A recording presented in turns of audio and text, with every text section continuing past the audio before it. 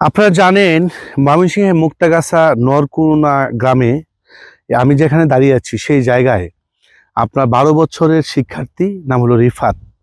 তাকে 2 দিন আগেই তাকে খুঁজছিল তার পরিবার, কিন্তু এই নরকুনা গ্রামের এই সরিষা ক্ষেত, আমি যেখানে দাঁড়িয়ে আছি সরিষা ক্ষেত, সেইখানে যে গর্তটা দেখেছেন, আমি দেখানোর চেষ্টা করব। এই যে গর্ত দেখেছেন, এই গর্ত এই 12 বছরের শিক্ষার্থী রিফাতকে তাকে এখানে পুঁতে রাখছে, অর্থাৎ মাথাটা নিচের দিকে রেখেছে, পাটা উপরের দিকে রেখেছে। তখন আজকে এখান থেকে মুক্তাগাছা থানা পুলিশ এবং মুক্তাগাছা সার্কেল সাহেব এসে এই শিশুর এই রিফাতের লাশটি মরদেহ উদ্ধার করে।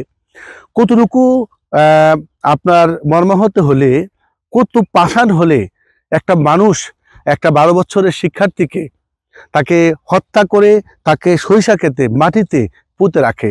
এটি অত্যন্ত মর্মান্তিক এবং এখানে প্রায় হাজার হাজার মানুষ, এই এলাকার মানুষ সবার সামনে মুক্তাগাছা থানা পুলিশ এসে এই রিফাতের মরদেহটি উদ্ধার করে এটি থানায় নিয়ে যান।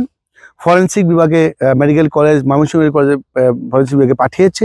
তবে আমি একটি কথা বলতে চাই, আপনারা জানেন একটি বাচ্চা যে অবুঝ, যার বয়স 12 বছর, রিফাত সে পঞ্চম শ্রেণীতে পড়ে, তার মতো একটি অবুঝ শিশুকে আমি যতদূর এলাকাবাসী আমাকে বলেছেন যে তার খুব গরিব, অন্যের ভ্যান গাড়িটা এনে তার পরিবারটি, সে নিজেও অনেক পড়াশোনার পাশাপাশি ভ্যান গাড়িটা চালাতো।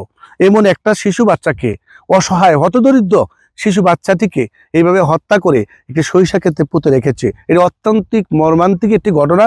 আমি এখানকার এলাকাবাসী আমাকে জানিয়েছে যারা এই হত্যার সাথে জড়িত এবং সন্দেহভাজন একজন ব্যক্তিকে মুক্তাগাছা পুলিশ তাকে তাৎক্ষণিকভাবে আটক করেছে।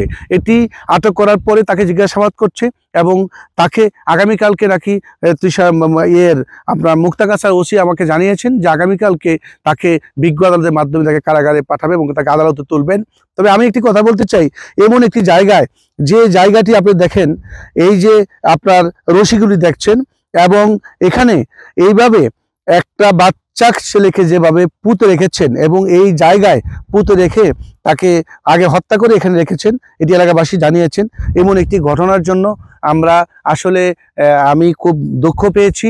এমন একটা শিশু বাচ্চা এবং একটা শিশু বাচ্চাকে এইভাবে হত্যা করে মাটির নিচে তারা রেখেছে।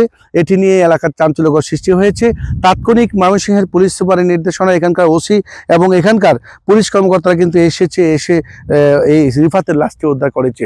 যারা এই ঘটনার সাথে জড়িত, যারা এই ঘটনা ঘটিয়েছে, এবং দৃষ্টান্তমূলক শাস্তি হওয়া উচিত বলে এলাকাবাসী আমাকে জানিয়েছেন। তো আমার সাথেই থাকুন, আমি রিফাতের বাড়িতে যাব, গিয়ে আরো বিস্তারিত আপনাদেরকে জানানোর চেষ্টা করব। ভালো থাকুন সবাই।